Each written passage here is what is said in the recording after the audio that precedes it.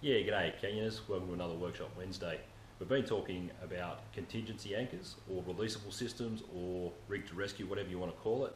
Today I thought I'd do one using a figure 8 block. Pretty simple to do and I'll show you how.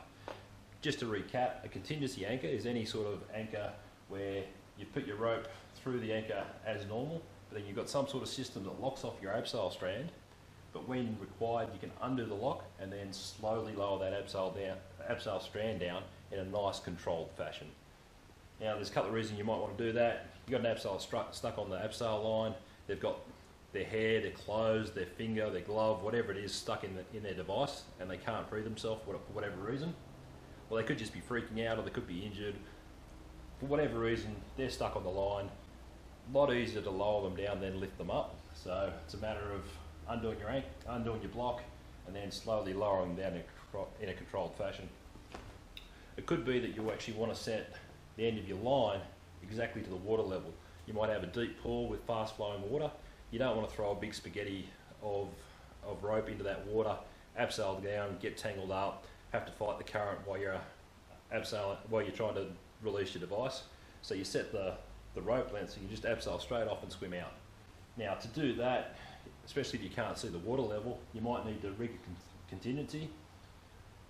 First abseiler gets down to where they can see, signals up, hey, give me more rope, undo your block and then slowly lower them down.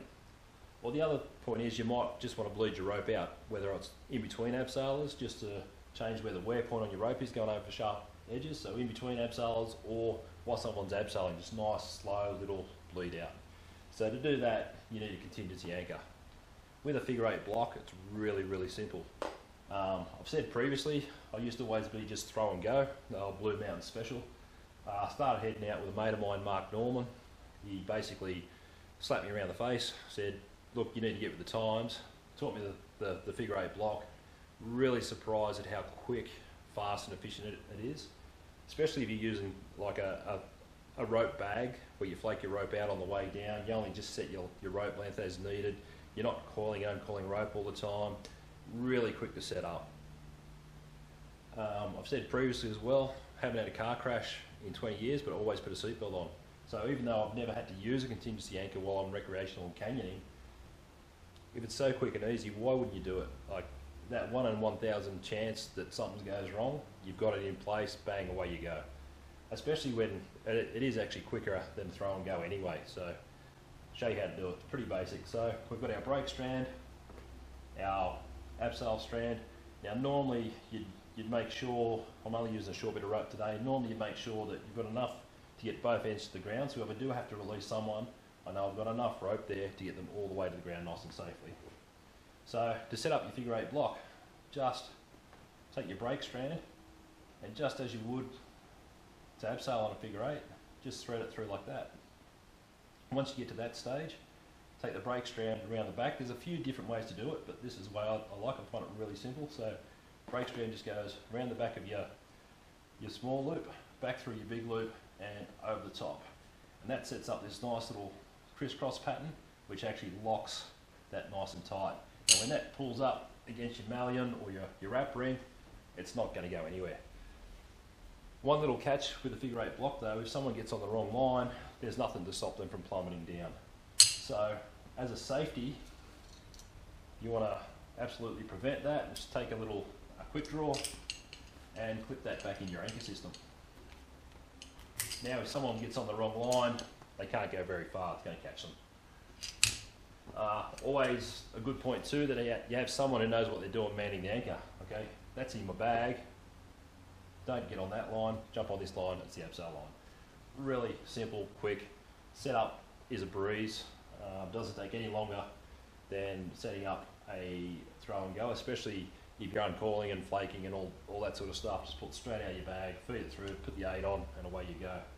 Now I'll weight it up and I'll show you how to release it. So I've just set a little bit of weight on this abseil line just to simulate a stuck abseiler, and I'm going to release the 8 block. Now as with any releasable, before you start fiddling around trying to release the block, you want to make sure you've got control of your brake strand.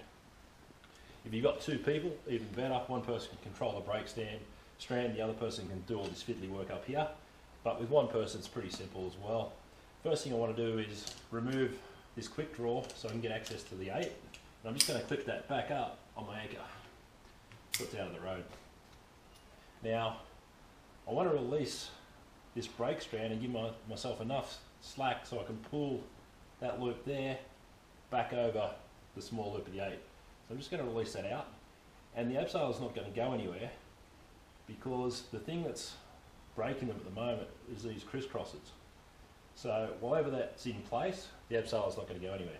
As I pull this loop out though, I want to give a nice sharp tug. That's going to pull this out from between the malleon and the 8.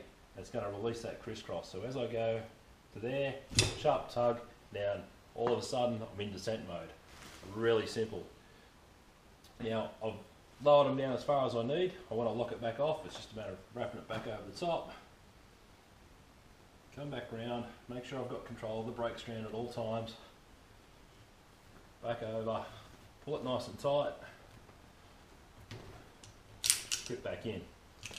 Figure 8 block, super simple, really quick and efficient. If this old dog can learn new tricks, so can you guys. Hopefully you've got a little bit out of that. There's a bunch of different ways to do the lock, so if you've got a different method or you've got tips to do a method, something makes it slightly easier, comments are always welcome, questions are always welcome in the comments box as well. Constructive criticism is what we like. Figure 8 blocks. Hopefully you learnt something. Hopefully it makes sure your canyon trips a little bit safer. Stay safe out there and hope to catch you out there somewhere.